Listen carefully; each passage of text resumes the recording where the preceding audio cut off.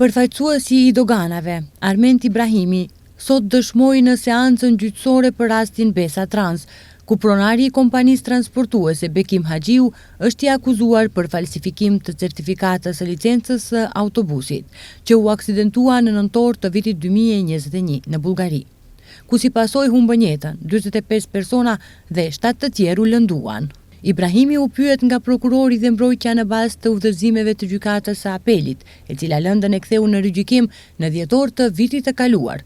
Çështje kontestuese ishte paqartësia e të dhënave të shënuara për licencën e autobusit të aksidentuar në sistemin e doganave ku regjistrohet dalja e automjeteve i njohur si Eksim. Autobusi gjatë vitit 2021 është regjistruar disa herë në këtë sistem gjatë daljeve nga shteti. Megjithatë, në rubrikën ku jepen të dhënat për licencën e autobusit është shkruar termi nul.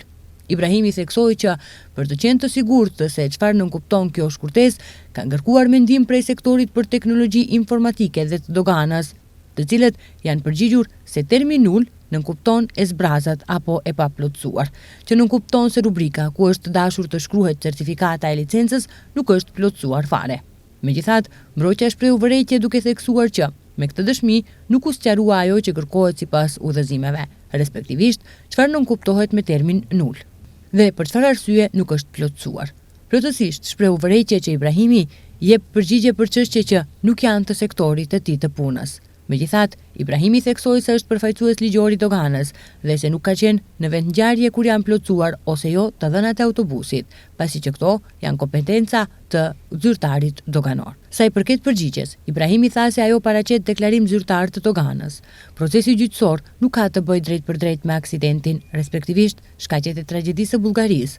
Sipas akuzës, prej 10 janarit të vitit 2021 e deri në ditën e aksidentit, autobusi ka kaluar kufirin me certifikat licence të falsifikuar 20 herë. Për këtë, sipas prokurorisë është fajtor pronari i kompanisë Bekim Haxhiu, i cili nëpërmjet shoferëve të ndryshëm ka mundsuar që autobusi të udhtojë në relacione të ndryshme. Megjithatë, Haxhiu është shprehur se ndihet i pafajshëm për këtë akuzë. Procesi gjyqësor mbi 3 vite nuk po merr epilog të plotfuqishëm.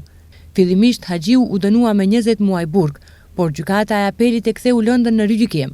Seanca e radhës gjyqësore vazhdon më 20 shkurt të vitit të ardhshëm.